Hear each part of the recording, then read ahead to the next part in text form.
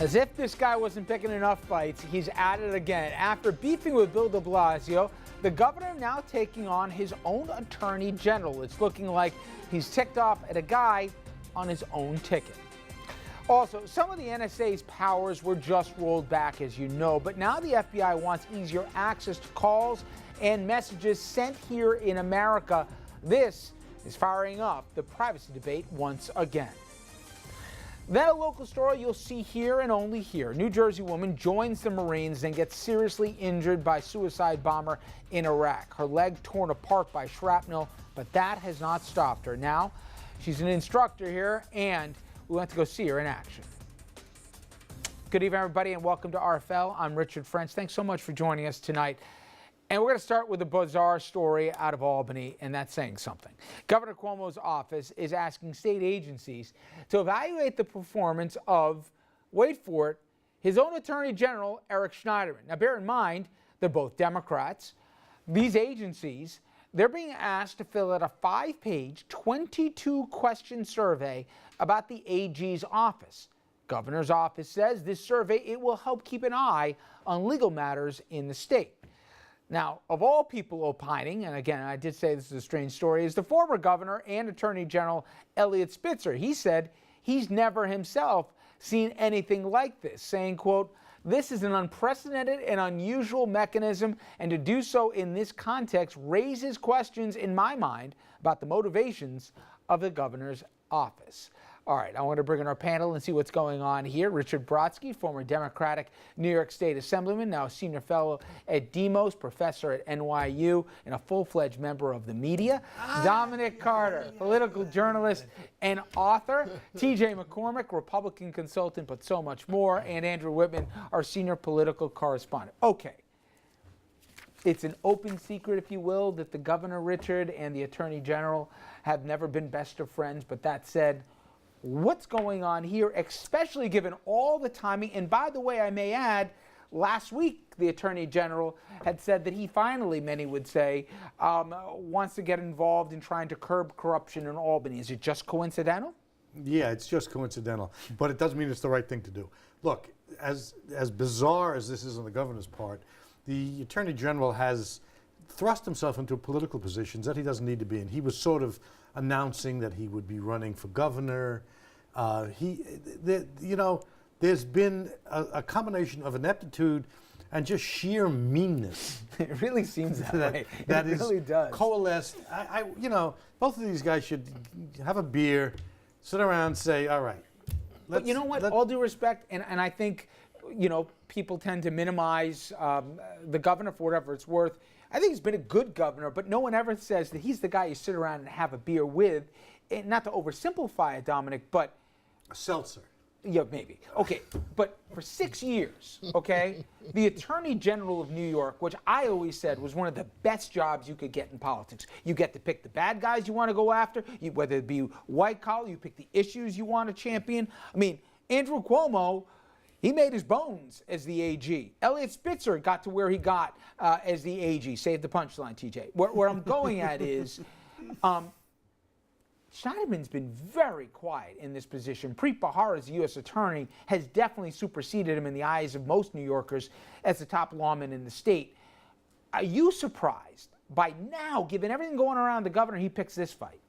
Not at all. To know Governor Cuomo is to know that he's still on his best behavior. He's still not showing his complete hand, but it's coming. This is Trust good me, behavior? This is good behavior for the individual that we're talking about. Wow.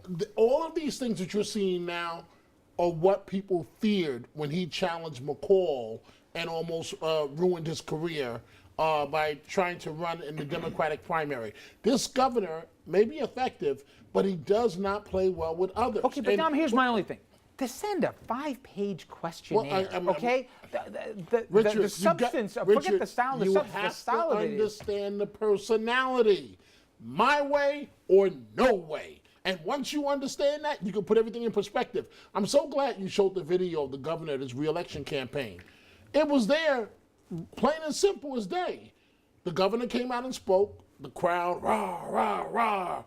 Nobody else was allowed on that stage. The controller or the state attorney. They're Democrats. Normally they all come out together and wave their hands. No, not with this governor. They were not allowed on that stage until Cuomo left. Which part is the good behavior? The good behavior is what you're seeing now. You ain't seen nothing yet from this governor. From this governor, you have not seen anything. All right. Trust me when I tell you, you haven't seen anything yet. I want to get into a couple policy things that I'm going to disabuse anyone that I'm impartial. The fact that there's many issues, but these two that I'm going to focus on, that we are less than 20 days here for, what is it, 17 days, I think, till the end of the session here, and these issues have not been resolved, is nothing short of offensive, and it's a lot what's wrong with Albany writ large here. The legislative session, as I said, only got a couple weeks left, but there are a lot of stuff on the table here. Some you understand, it always comes down to the 11th hour, but somebody's going to explain to me how these two things haven't been done. New York, one of only 2 states in the country that chooses to house minors with adult inmates at maximum security facilities, by the way, and for some reason, lawmakers still have not addressed this. Again, New York at the bottom of the United States here in dealing with this, but yet we're hearing from a lot of folks this may not be done. And they're also dragging their feet about appointing a state monitor to East Ramapo School District. I can't tell you the amount of hours you spent on this program about the egregious and offensiveness that is going on in that community where people, children more importantly, are being shortchanged out of an education. Everybody seems to agree it's a big problem, but yet nothing's going on. You'll recall, recent years, money's been funneled out of the public schools and into private Jewish yeshivas, and it has prompted anger among other parents, especially in the minority communities most directly impacted. Hasidic Jews control the board and has been accused of prioritizing their children at the expense of others. Everybody seems to say it, but nothing gets done. I'm going to start with the raise the age, if you will, which is the issue. I'm hearing, TJ, this is all about horse trading. Legislators in the Northern District say, I'm going to have a hard time here going along with this unless you build us another jail or another prison upstate. Really? We're using kids here as collateral. Yeah. Unless they get a facility built? Well, really? you know, it also seems to be about the numbers. It seems to be about the financing. I'm not going to claim to be an expert on this one, far from it. But I know that one of the problems happens to be the expense of it all. But yet they're conditioned to do it. They'll vote yes, I'm hearing, if they'll spend that limited resource to go build another facility just because it's an upstate issue. Well, because you have to understand too, I would imagine this has something to do with the trickle down of the cost from the state down to the local level. I would imagine there's got to be some strain at the county and the local level to sustain any sort of policy change. I mean, correct me if I'm wrong, because again, I'm not claiming to be an expert on this. I went to the wrong guy. I went to the wrong guy. We can't find a way to put 400 kids even in a juvenile facility or put them in, segregate them from the general population. This is crazy. Look, on both of these issues, I happen to agree with you. Oh, God. Yes. But on the merits, and I think stuff should be done. But there are divisions of policy here. There are people who don't think the state should be taking over school districts.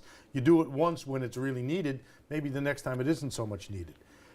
On this other thing, what the governor proposed was changing the age of majority. Responsibility.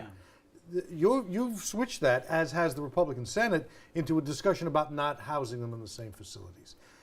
But, you know, it's rare that an issue is raised and resolved in one year. Okay, wait a minute, though. I'm not asking New York to be the leader in America.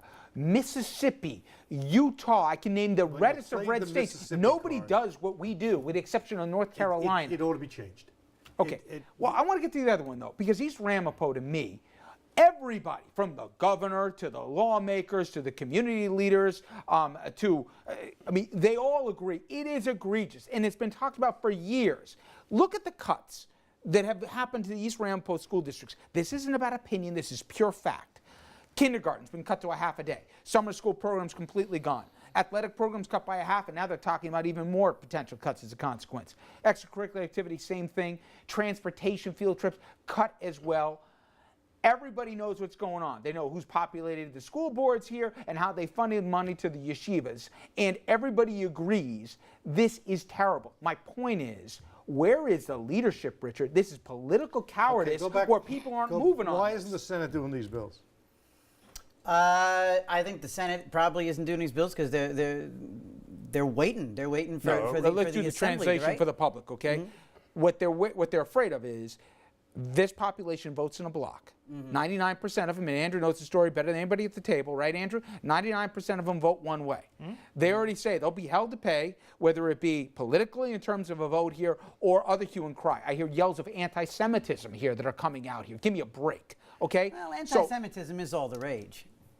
Okay, deep thoughts. It is. Andrew, though, No, come that is on. a deep thought. How long have we sat here talking about this issue and how much action supposedly what we thought was pro forma, but now we're still sitting here in June and potentially in 2 weeks, probably, you're telling me, right? Nothing will get done. I don't think it's going to get through. I don't think the monitor bill is going to get approved. I think the session will end before a monitor is approved for East Ramapo. And don't forget, you go back to December when there was a fiscal monitor who was in place in East Ramapo, and he's the one who recommended the board monitor, the person who has veto power.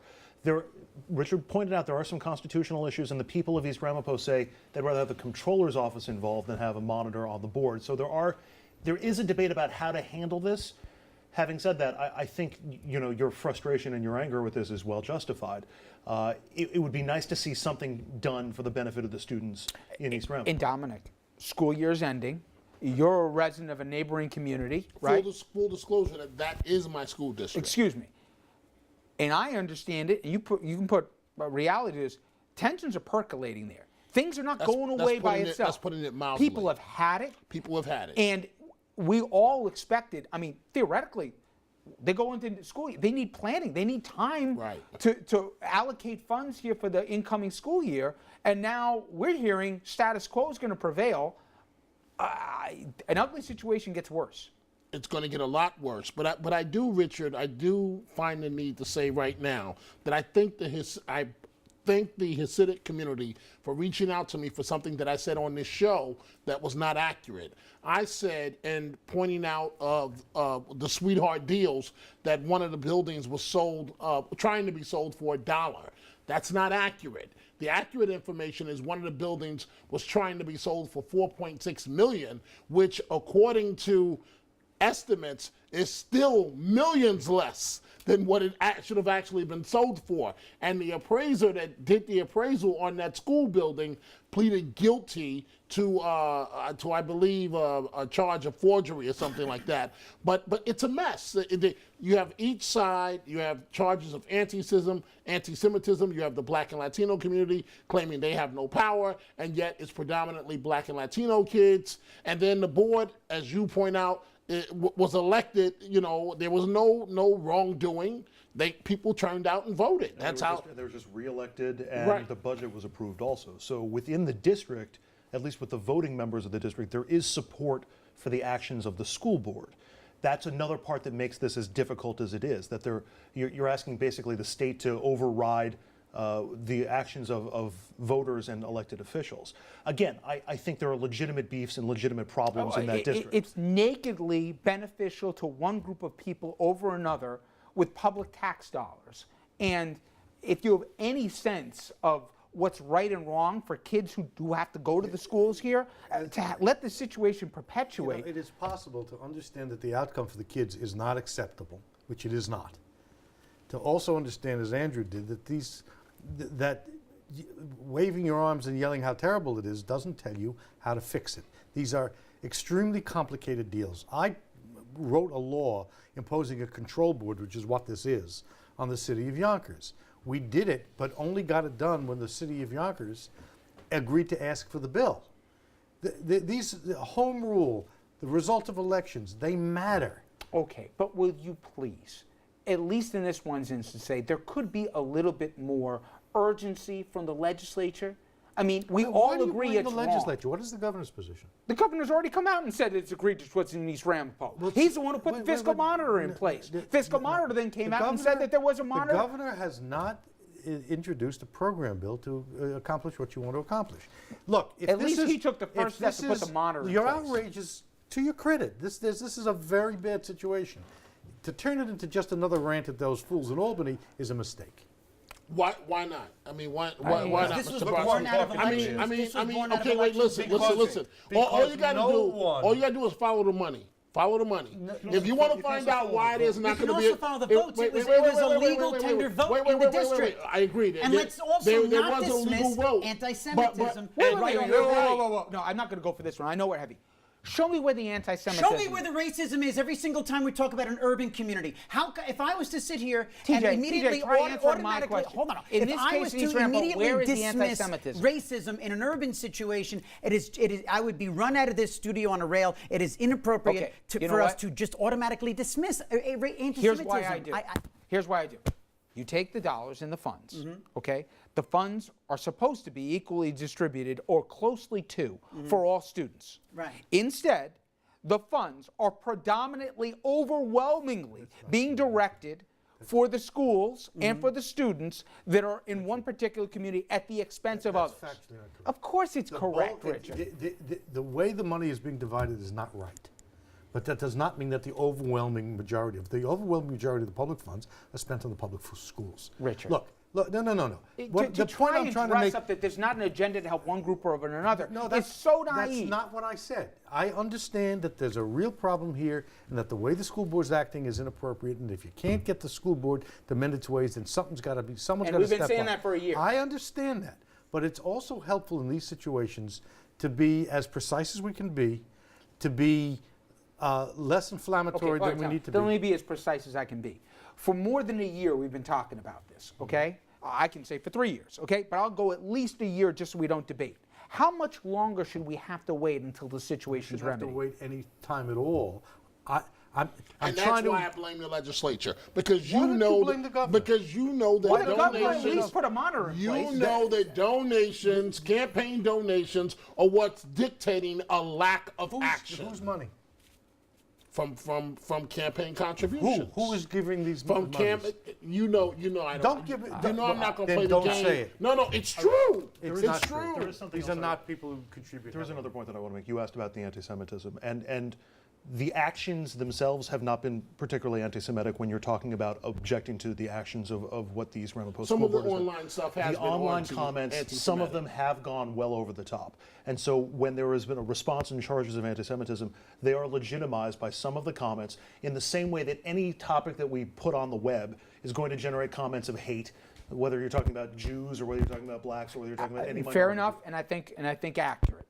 However, I've heard complaints and claims of anti-Semitism from people complaining about how the funding has been allocated to this point. That even complaints about what they're doing in East Ramapo, people yell, oh, this is all about anti-Semitism here. So to me, it's a canard where this is generated. Do some people say offensive and horrible things? Absolutely. But we've conflated the two. Not you, but the critics have conflated the two. And again, it's a distraction from the primary issue. I also think the anti-Semitism card in this case has been overplayed with some comments that are legitimate political rebuttals that are being called anti-Semitic. From among others, the county executive, and by the way, the former county executive hears all the time. This has been a systemic problem, as Dominic knows, for a long, long time, and now it's, I thought, reached the breaking point, but not apparently. Okay, when we come back, some NSA powers were just rolled back, but the FBI wants more access to people's communications, and it's reigniting the privacy versus security debate. How much are people willing to put up with? We'll get into that after this.